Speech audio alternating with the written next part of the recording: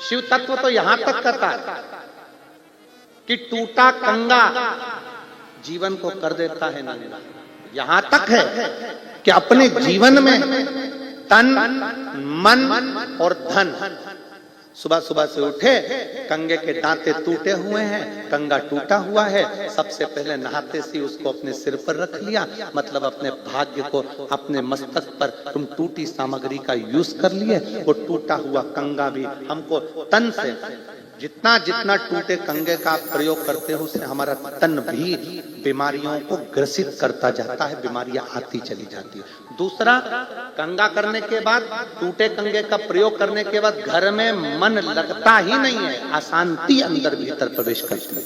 और तीसरा, जिस कार्य के लिए जा रहे हो, धन कमाने के लिए जा रहे हो, वो धन हमारे घर में आता ही नहीं, क्योंकि सुबह से उठकर तुमने वो टूटे हुए कंगे से अपने भाग्य की रेखा को निचोड़ लिया है।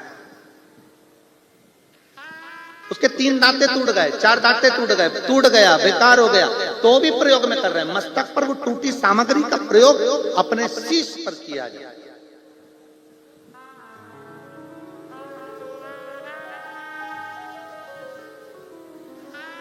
केवल टूटी हुई सामग्री का प्रयोग 2 चीजों में मान्य है। कौन कौन सी?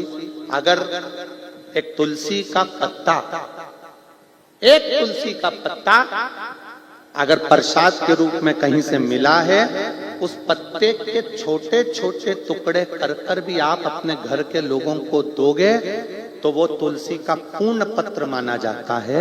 उसी तरह शंकर पर चढ़ी हुई बेलपत्र लाए और एक ही बेलपत्र मंदिर में मिली और घर में 10-12 लोग हैं तो उसके भी टुकड़े कर करके थोड़ा थोड़ा अगर घर के लोगों को दोगे तो पूर्ण बेलपत्र माना जाता है। पूर्ण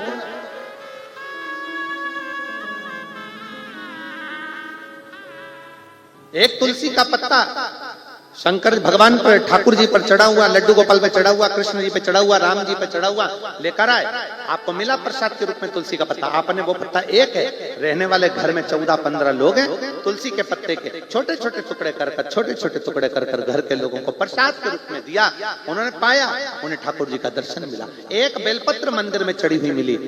घर में तो 10-12 लोग हैं, बीमारी सबको है, तकलीफ सबको है, पर मंदिर में इतनी बेलपत्र मिलती नहीं है। एक बेलपत्र मिली, हमने उसी बेलपत्र के छोटे छोटे टुकड़े कर कर घर के 15 लोग हैं, 15 लोगों को जरा जरा सा दे दिया, अर्थात वो पूर्ण बेलपत्र का फल प्रदान करता है, वो पूर्ण तुलसी का फल प्रदान करता है।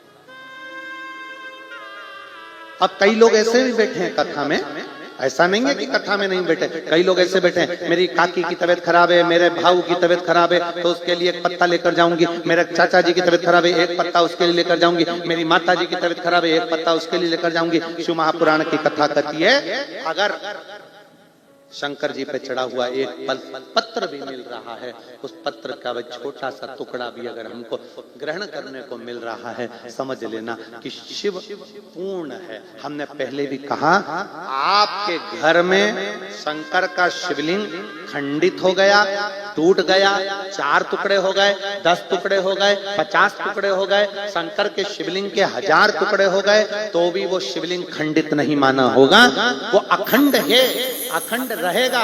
उसका नाम खंडेश्वर महादेव हो सकता है, पर वो खंडित नहीं मान सकते उसको, वो पूर्ण है और पूर्ण ही रहेगा। टुकड़े टुकड़े हो जाए, जैसे कंकर शंकर की भूमि, सीहोर से कंकर शंकर की भूमि कुबेरेश्वर धाम से आप कोई कंकर लेकर आपने जल चढ़ाया, चढ़ाते चढ़ाते 15-20 दिन हो गए, उसके टुकड़े टुकड़े हो गए, कटोरी में रखे रखे उसके 10-20 टुकड़े हो गए, 15 टुकड़े हो गए, 2 टुकड़े हो गए, वो खंडित नहीं है, वो अखंड है।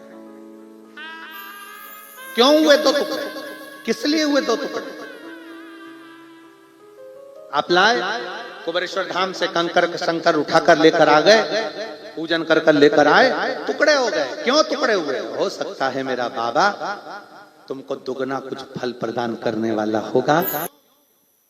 चरणामृत और पंचामृत दोनों में अंतर होता है। पंचामृत किस किस चीज से मिलकर बनता है?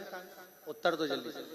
दूध, दही, बोलो बोलो, शहद, घी,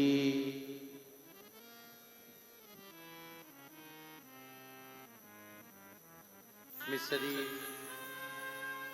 की खड़ी। तो पंचामृत में क्या क्या चीज चाहिए? बोलते जाओ जल्दी, बोलो जम के बोलो जरा। दूध, दही, घी, समझ गए? ठीक है, ये तो हो गया पंचामृत। चरणामृत में क्या चाहिए? ये तो पंचामृत हुआ। चरणामृत में क्या चाहिए? तो शिव महापुराण की कथा कहती है चरणामृत में केवल दिल का, भाव का जल चाहिए, जो भगवान को चढ़े और हम उसको पान करें और हमारे जीवन को सार्थक करें। चरणामृत और पंचामृत में अंतर भी है। पंचामृत जब लिया जाता है, पंचामृत को जब पिया जाता है, तो पंचामृत पीने के बाद हाथ को सिर पर नहीं चढ़ाते, पंचामृत पीने के बाद हाथ को दिल से लगाते हैं, और चरणामृत पीने के बाद हाथ को सिर पर चढ़ाते हैं, क्योंकि भगवान के चरणों का जल है, हमारी भाग्य की रेखा को पलटा देगा, इसलिए इसका सिर पर चढ़ना चाहिए। ये चरणामृत, ये पंचामृत।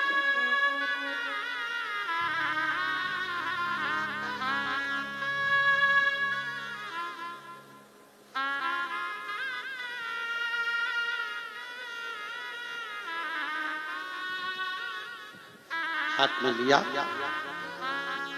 चरणामृत, सिर पर चढ़ाया, पीने के बाद हाथ को सिर पर रखा। दूध, दही, शहद, शक्कर का पंचामृत लेने के बाद हाथ सिर पर नहीं रखा, हाथ को हृदय से लगाया। क्यों? क्योंकि पंचामृत भगवान के स्नान का भाव प्रकट करता है।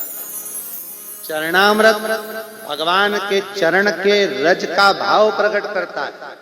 पंचामृत स्नान का, भगवान का पंचामृत लेना मतलब उसके हाथ को अपने हृदय से लगाना, मतलब भगवान आपकी झांकी का दर्शन, आपके स्नान का दर्शन मेरे दिल में हमेशा समाहित रहे, हमेशा रखा रहे। और चरणामृत पीने के बाद हाथ को सिर पर लिया जाता है।